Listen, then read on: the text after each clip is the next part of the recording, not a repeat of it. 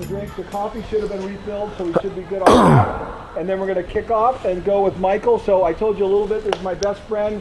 We became friends, I don't know, 10, 12 years ago? It's 99. 99, long time ago. We shared 9/11 together, right, you know, remember? That's right. He came over here, he was here for 9/11. And his mother is my second mother in Germany, and my goal is to speak German to her. I used to speak German, but I'm not so good anymore. And so Michael is unbelievable. That's a, if you think I'm even this much creative, stop it. it's a total Stop it. joke next to what's going on with it. Stop it. And I mean that with total sincerity. I mean, no one is more creative than this guy right here. And he's done a phenomenal job. Okay? We have a 2-minute warning when you're up, though. We got a timer. Okay? But that gets you absolutely all yours. Well, yeah, as you can see. Michael, here's your Thank you. Here's your 12-minute timer. Okay, 12. Thank you. You lose it okay. right now.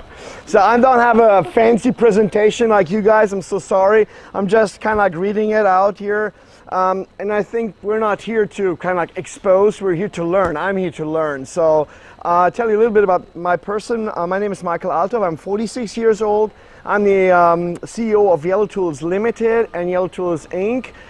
We have 2 companies, the manufacturing places in Germany. We have a little small subsidiary in California, founded in Texas, which I love. And my company is about 11 years old, and I'm almost as big as Nick's company. We have 23 people.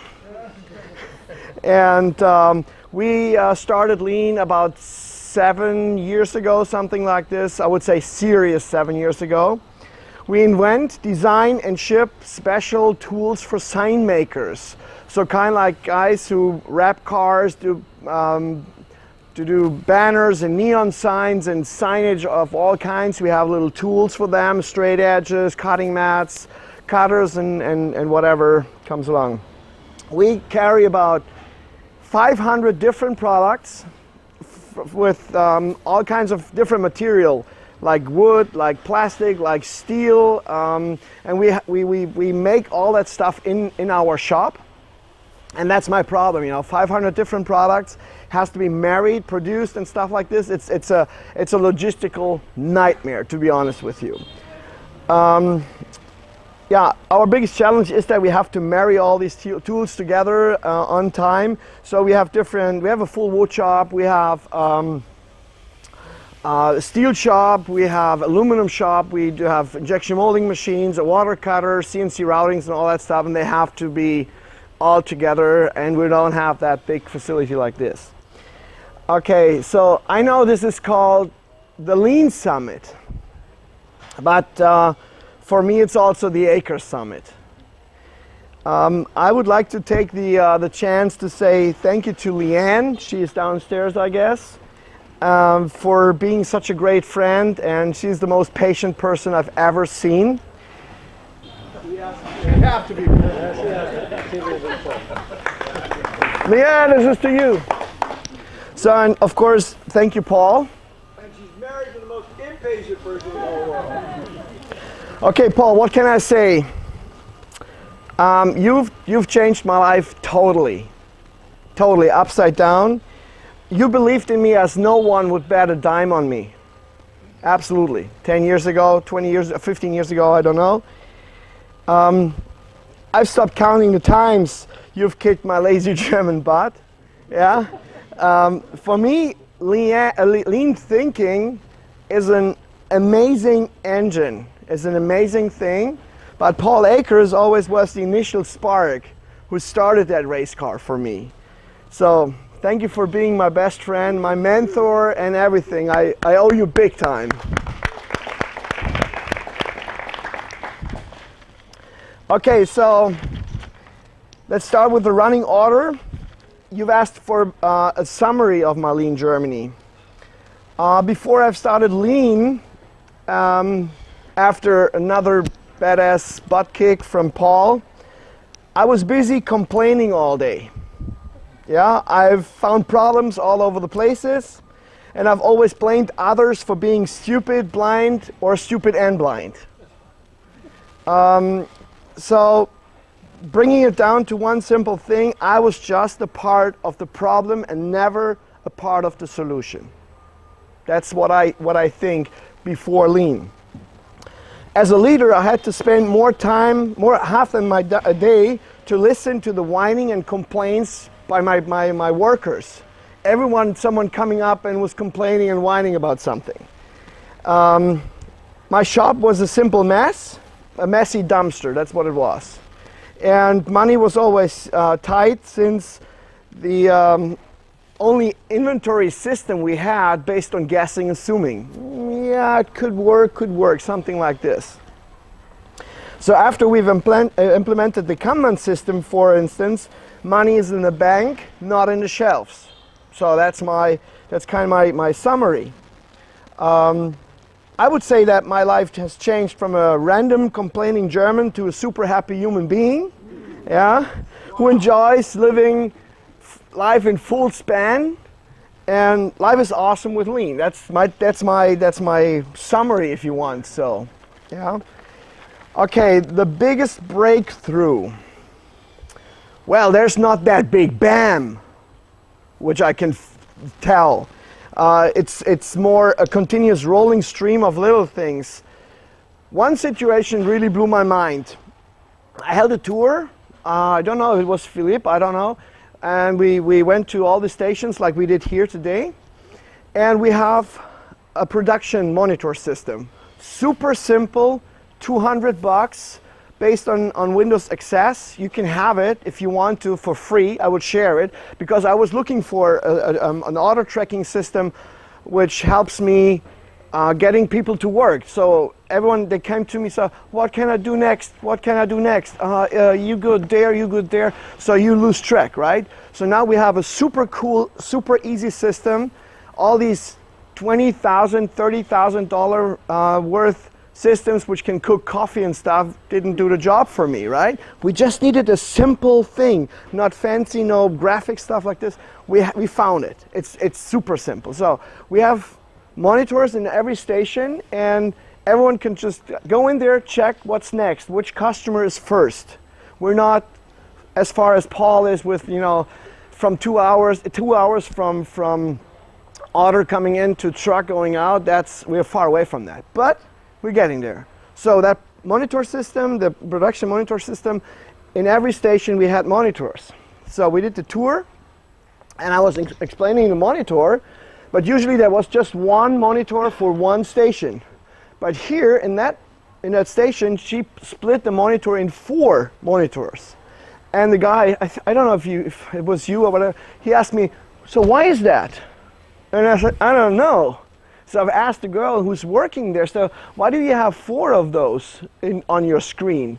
And she said, well, you know, I'm cross-trained to all those stations, and before I start the next calendar week in my station, I double check if some of the compartments are behind, so I can jump in there and helping them filling their calendar week so that no one's get waited. I was like, oh my goodness. And it was unsupervised lean.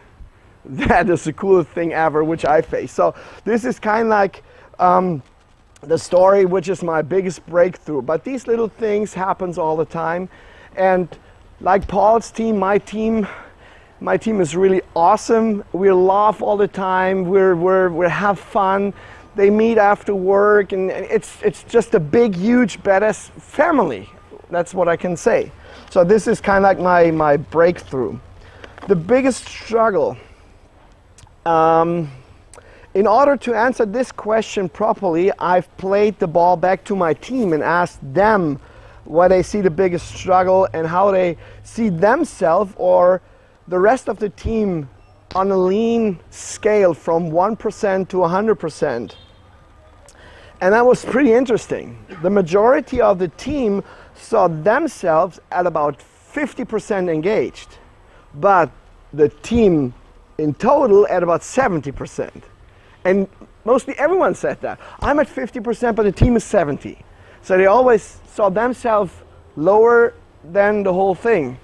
But in total, there are 70%. I would say there are 35. I don't know. It's a hard work. It's a long way still to go. So they say the biggest mistake is still unused employee potential. And that's crazy because I force it. I just want to know what's going on. I want, you know, really, I ask everyone, what do you would change, what bugs you and stuff like this. But they say still the biggest mistake is unused employee potential. And after all these years, still too much guessing, assuming. This is what I learned from Paul. Guessing, assuming is our #1 enemy. We should know. We should not guess, assume, we should know. Visual control and all that stuff. So this is my biggest problem as my team sees it. They say we have to learn more to celebrate the single improvement. We all have those lean thoughts, but too often they stay only thoughts. Again, I rephrase my team. Too often we kind of like rest on those already made improvements instead of continuously re-ask them. Once the improvement is made, hey, we're done.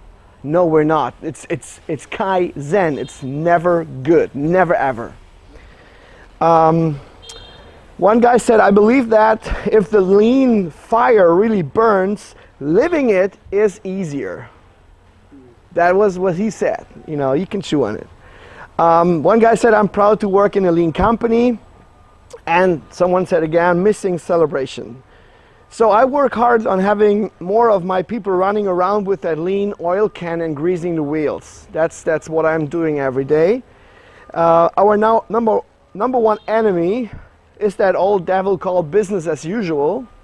But I will find him, kill him, and his death will be brutal.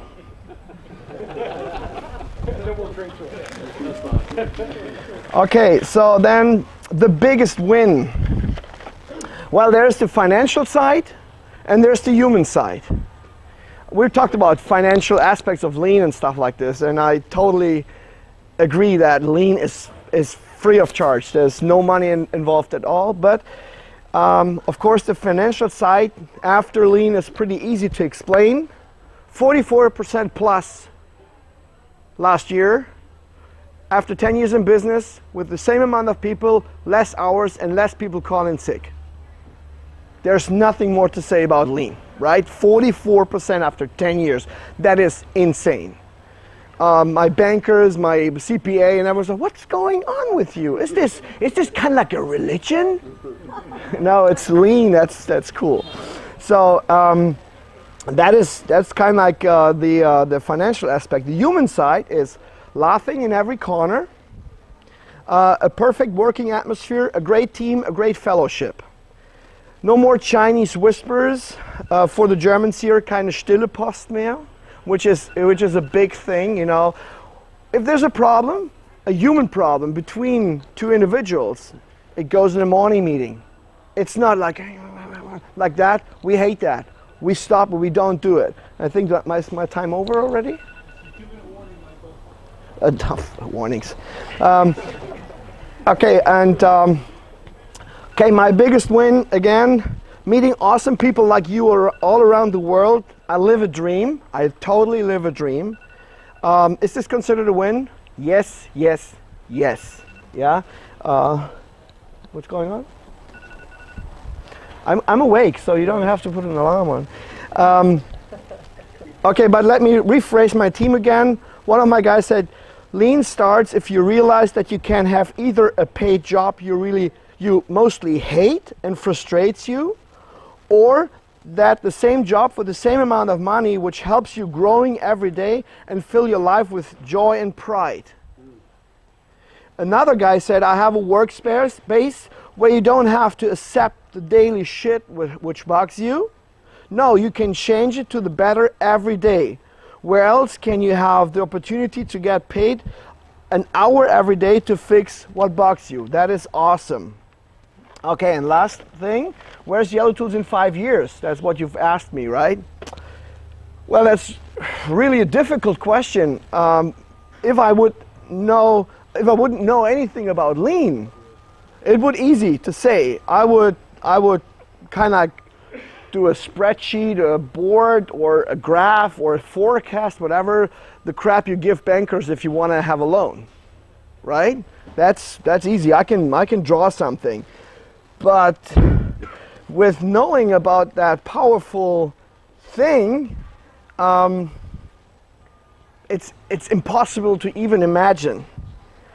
If any one of you would have told me 6-7 years ago that I'm here today in that position, I would say, smoke less weed. Honestly, yeah, don't do the drugs anymore. Yeah, but now, okay, let's try it.